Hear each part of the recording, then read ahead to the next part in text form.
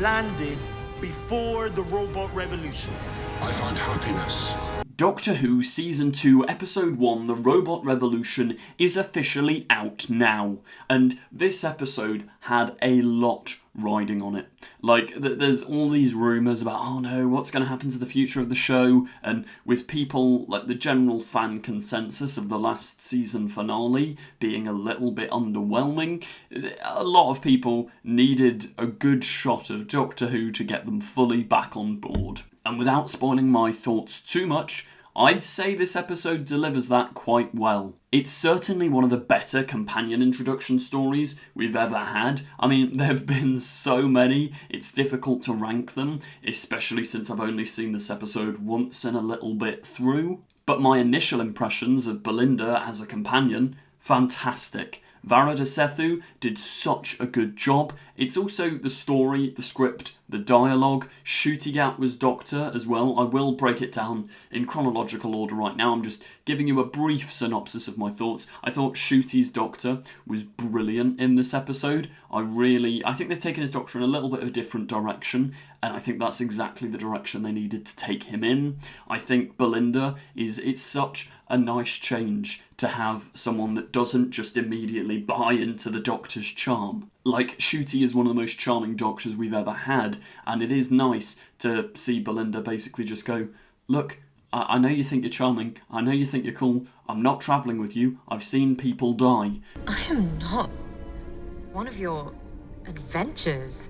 But, as I say, we'll break down the episode, and then at the end of the video, stay tuned, because I will be giving you a score out of 10. Well, I'll be giving the episode a score out of 10. I'm not going to rank you personally. Speaking of 10, that was a weird transition, but a 10 out of 10 sequence, genuinely perfect. I would not change a single thing, was the pre-titles bit. Like, the flashback was quite funny, quite nice. Then you get to see Belinda in the present day, working in the hospital, the Doctor trying to find her. The score was popping off in that moment as well, where like 15 was going around the hospital. That was good fun. Then it was nice to have like Belinda go back home to like a house share, which it felt quite relatable, having just been at uni and bickering over the fridge. In fact, I'll play you a little video of what happened while I was in uni with the fridge. It's not relevant, but I love showing this video because it's just hilarious. That was on our like 4th day of moving in. Shout out to Will, who literally ripped the door off the fridge. That's all I could think of when the robots were destroying the kitchen. But anyway, that sequence was fantastic. The dialogue from the robots was really, really funny. I think it's probably my standout moment of the episode. Well, there's a lot of standout moments, to be fair, but when Belinda is being marched by the robots towards the ship, and Mrs. Flood is just in the garden going like, oh, what's going on over there? And Belinda's like, could you tell Maisie at number 7 a cat's gone to live on a farm? Like, all of that proper had me cracking up. Like, this is probably one of the funniest Doctor Who episodes. Look, maybe it's recency bias, but I'm tempted to just immediately say ever. Maybe it is. Maybe I need to rewatch it a couple of times, but it was very, very funny, and a lot of Doctor Who. Like, I loved when the Star Beast had all those funny moments and like quippy, good dialogue. It's what Russell really excels in, and there was so much of that to tide the new series in. I also thought, this is the highest compliment for any of those who know my taste in Doctor Who, Belinda seemed close to Bill. Like, the questions she was asking, it very much gave me the Series 10 feeling of like a companion that doesn't just go, what? It's bigger on the inside? Like, she was asking the questions that you wouldn't typically expect a companion to ask. Like, the way Belinda just goes into the ship, sort of, she doesn't have time to question it. She doesn't have time to think about it, and she's shouting. She's quite bossy as well, which is quite fun. Very much Tegan Javanka-esque. Like, the whole cutting through, like, especially whenever the Doctor, this is what I really like about their dynamic at the moment, whenever the Doctor tries to do his whole, don't worry, I'm going to protect you, she's just like, shut up, mate, I can protect myself. Which, yeah, it's quite a nice change. Also, the whole vibe of it really did feel like Series 10, even with the emoji-faced robots. Like, it was, and that is with the highest compliment, because Series 10 and Bill as a companion, best series, best companion. I do as well love that they're still seeding the Mrs. Flood thing, like her little breaking of the fourth wall, like, you ain't seen me. The Doctor obviously doesn't know that she lives next door to Belinda, and I still am lost for theories on what exactly or who exactly Mrs. Flood is, but as ever, let me know some in the comments down below. Has today's episode given you any more Mrs. Flood ideas? I think, as I've already mentioned, but the dialogue throughout was brilliant. There was a moment towards the end, which we'll come to, where I thought it was a little bit ham-fisted, and I can see why in a lot of the early reviews there were a couple of people saying like that they really hammer home a point. But as I say, we'll get to that later in the video. One of the other standout moments was the death of the Doctor's friend, Sasha 55. Obviously, we never saw her on screen, but you can tell that, like, after Joy to the World, the Doctor was told by Joy, go and find someone, and he found someone. And they had, like, 5-6 months together, and she was going to travel the universe with him, and then she just dies. Like, the second she said, like, oh, I'll come with you on your adventures, I was like, okay, she's going to die. And it happens so quick. Like, it's not predictable, it's not drawn out or anything, it just happens. And there's all these complaints. I even complained in my video the other day, the Doctor ranking video, about the 15th Doctor crying a little bit too much. Here, this episode, perfect level of crying, okay? Not that I'm the crying police or anything, but I thought the way he reacted to this friend dying and Belinda having to pull him away, almost saving him because he was just lost in that moment.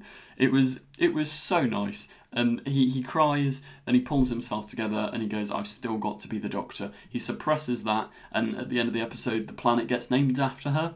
Like, that was all just really lovely. Yeah, it really does also build character. Like, this is one of the things Season 1, in my opinion, lacked a little bit, was the proper building of character. But you can see why everything happens. Like, I can't remember who it is, but there's this, the rule of storytelling is you say, like, because of this happened, rather than and this happened. So because of the Doctor losing her friend, Belinda is like, okay, you're dangerous, I am not travelling with you. Like, everything has a, like, knock-on character consequence, which I thought was really, really nice. I also really liked the sort of, I don't think we've ever really seen it in Doctor Who, but this unique thing with Belinda where while she's ignoring the Doctor, she's immediately just kicking back into the fact that her job is a nurse. She's just helping the injured people without a second thought. Like, she doesn't look, without hope, without witness, without reward. She doesn't look for anyone. She doesn't want to be acknowledged for doing it. She doesn't care what the Doctor's saying. She sees people that need help and immediately goes and gives them it, which, once again, the dynamic between her and the Doctor there, really interesting one, because fundamentally, they're very similar people in that regard, except Belinda just wants her normal, calm life, whereas the Doctor, clearly, he can't settle down. He was buzzing to get off that robot planet. The second the day was solved, the second the mystery of that sort of thing was over, he was like, right, I'm gone, let's leave. And I did love that energy. Like, it's a uniquely 15th Doctor energy to be... He was, like, literally bouncing around the place, kissing the TARDIS. All of that was really, really funny. There was some really good dialogue, like the we swapped, or whatever they say, the thing, talking about the time fracture. I thought that was quite funny Doctor Who dialogue. In terms of character as well, I also thought it was really interesting how the Miss Belinda Chandra kind, the people, the rebellion fighters, immediately just blame Belinda, which you would do. Like, it makes sense. If your friend's just died, you're going to try and blame something or someone, and if the entire planet, if the entire revolution is about Belinda, it's Miss Belinda Chandra world, then I see why they're annoyed. And that just, once again, this is what I mean, all the character side effects. They're annoyed at her because the friend just died. They're annoyed at her, so she feels responsible. She doesn't want anyone else to die in her name, so she summons the robots back. Like, the whole plot is not just happening to the characters, but the characters are so actively involved. And I know it may sound stupid because that's almost like the bare minimum of storytelling, but I feel like there were quite a few times in Season 1 where the plot just sort of happened. Like, if you look at The Legend of Ruby Sunday, for example, what motivates the Doctor and Ruby to go to UNIT in that moment to solve the mystery of Susan Triad? Nothing. The plot just happens to them and the characters happen to be there. Whereas this episode, 10 out of 10 for a character does this, which causes this, which causes this. Like, the emotions, the range. Oh, beautiful stuff, Russell. I also really liked are you some sort of time-travelling detective? Like, that was quite a fun line, and I can see it on a t-shirt. And as well, Belinda kept constantly saying, like, you don't need to fight my battle. And I think there's probably heavy foreshadowing here. I wouldn't be 100% surprised if Belinda dies at the end of the season, which would be sad and a bold move from Russell, but there's a lot of setup for, like, a devastating end to Belinda. I hope she doesn't. I hope she sticks around for quite a while, even though she doesn't want to be there. But she's a really nice presence, and obviously we've only had one episode so far, but Varada did an excellent job. Also, the Doctor called the AI or OWL generator Boss. Is that a coincidence? Am I being too much of a loser Doctor Who fan to assume that this ties in with the Meeps boss and Rogue's boss? They keep mentioning a boss. It's probably coincidence, but who knows? Oh, and while I remember as well, I thought you moved to Margate. Stargate. This is what I mean. The dialogue was properly popping off in this episode. I thought the whole time loop thing was very, very clever as well. Like, the story was uniquely Doctor Who, and I did think, though, as clever and fun as it is also a little bit confusing. Even I need a rewatch, and I'm a Doctor Who nerd, but it still slightly stumped me with all the, like, I don't think we fully know the mystery, but like, what kicked off, is it a bootstrap paradox? What kicked off the Belinda Chandra planet and why? And it just loops back and back and back, and it was a little bit confusing, but it made enough sense to, like, pass. Like, I wasn't completely stumped when watching. It's just when you try and think about it a little more, you go.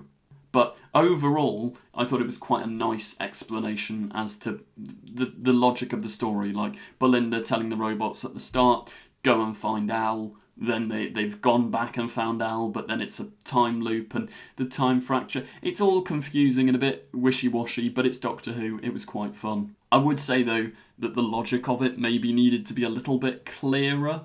Like, I think there were so many little time twists and time fracture usages. Maybe it could have been simplified a bit, but I don't think it was too much of a detriment to the story. I thought the reveal that the AI generator was Al was a little bit obvious. Like, I didn't get the AI Al thing until it happened. That was quite a nice touch, but, like, I don't know, I feel like when it was talking about, like, Belinda, you will merge with me or whatever, it was kind of like, well, it's going to be the boyfriend, isn't it? That's where they got the certificate. Like, I thought that was a little bit obvious. And I also thought it was a very funny, like, I think the difficulty is, this is the only bit I'd say the dialogue was just, it did make me sigh. When the guy Al is taken to the planet and the robots are like, yeah, look at the planet, whatever. He's like, it's like a video game. Hello, fellow kids. What? I can shoot everything like a video game. It's like, was this written by Mary Whitehouse? Like, kids who play video games, if given real power, they destroy everything. It's like a game with robots and cities and lasers. And you're saying this is mine? Like, it felt a little bit like, I don't know, I don't want to be too mean, because the rest of the episode was so close to being, like, basically perfect. There were barely any flaws, but that moment made me heavily sigh. I was just like, come on. Like, it was just, I can't remember the exact phrasing of it, but it was silly. You've been killing people. Because he loved them. I also really can't tell whether it's the best line of the episode or just shouldn't have been included because it's a little bit too on the nose. But Belinda just going, Planet of the Incels, was like, that was funny. But also, I do slightly worry, because, I mean, I don't know whether it leaked or something, but I'd already seen a bunch of people, like, I saw it the other day in my comment section, this right-wing person was blabbering on about, like, oh, the next season's absolutely ridiculous, Planet of the Incels, what's that all about? And I was like, Planet of the Incels, what are they talking about? But the fact that those words were actually uttered in Doctor Who, as funny as it was in the moment, I do wonder whether that's just going to give, like, cannon fodder to all the magazines and stuff that want to go, Doctor Who's gone rubbish, it's gone silly. But then again, you can't write to cater to these kind of people, and they'll probably take anything they're given to spin a Doctor Who headline. But yeah, I don't know. I think as well, a couple of, like, we got what was happening. We got that this guy was basically an incel. I don't know whether it needed delivering that heavily, but also it did make me crack up. Like, that's a very funny line. So hats off to you, Russell. I also thought the 8th or 9th word not being detected by the robots plot twist thing, that was so clever, and that was such, like, it's such a Doctor Who idea. It's such a good little, it felt a little bit like Stephen Moffat, like there was something Moffat-y about it. But when it first happened, I thought that's such a clever, and the way it was directed and shot as well with the close-ups of their mouths, like, that was such a nice thing. And then for it to tie into the end of the episode, this is what I will give the end of the episode. Every little thing, like the little space Roomba Hoover thing, like that tied into the end of the episode. The 8-word thing tied into the end of the episode. When Al was saying, I think he says, like, I'm in pain, help, or whatever, like that bit was really good. And it's one of those things where it all clicks into place and you're like, yes, all the setup is paid off. There's none of this, like, in The Power of the Doctor when the Master gives Yaz a gun and she just doesn't fire it, and we just never see it again. There's no Chibnall's gunning here. Every little thing set up gets nicely and neatly paid off. I also think the budget was on full display in this episode, so shout out to the producers. I think this one was once again produced by Vicky Dello, who, yeah, fantastic. The robot fighting sequences, the explosions, all of that was really nicely done. It just looked great, didn't it? Like, I really hope Disney don't pull out after this season, because their money, it's wanted and it's needed. I did mention it, but the Doctor dropping the certificate so that the Hoover picks it up, and then Belinda takes out the Hoover, all of that set up, really nice. It's what I liked about the 15th Doctor here as well. He did always feel one step ahead. He was always thinking, it really felt Doctor-like. Like, every little thing he was... And he wasn't just a joyous ball of laughs. Like, he got serious, he got quite angry. He'd be a little bit sad or abrasive or whatever, but still very fundamentally the Doctor. Like, it's a nice little shift of character for 15. It's a nice sort of little shift in character for 15. Yeah, very, very welcome performance and writing for the 15th Doctor. And as well, that, like, very artsy sequence where they put the two certificates together and it blows up and everything goes red and blue and all funky. Like, that little sequence was really cool, and I want to analyse it frame by frame. I'll do that in a separate video to see if there was anything in there, because I know full well, if I was Russell, if I was the editor of that episode, I would have snuck in a little something there. I don't know what, something relating to the upcoming season, but just something in there. I also thought some of the 15th Doctors, like, what does he say at the end? I've got it written down here. He says, like, goodbye, Alan, yes, Queen, and then claps his hands.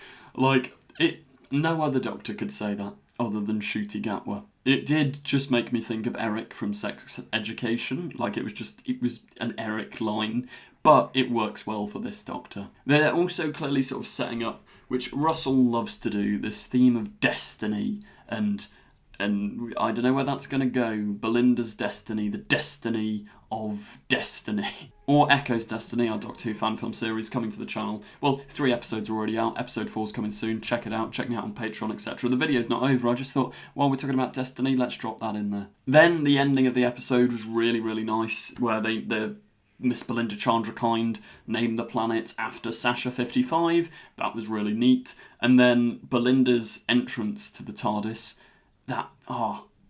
It was so refreshing to not just do the big on the inside, run round, oh my gosh, I'm going to travel with you. Like, we've seen that 101 times. And the Doctor's charm to be...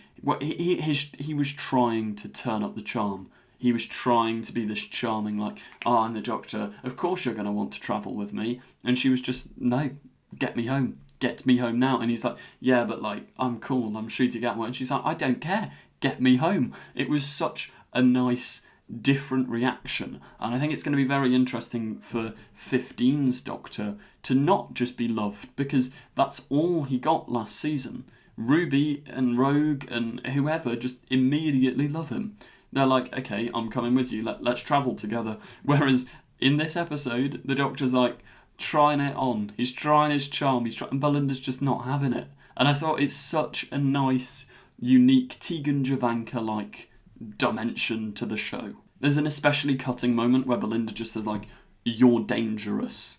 Like, she's just straight and direct to the point. There's no trying to make the Doctor feel nice about it.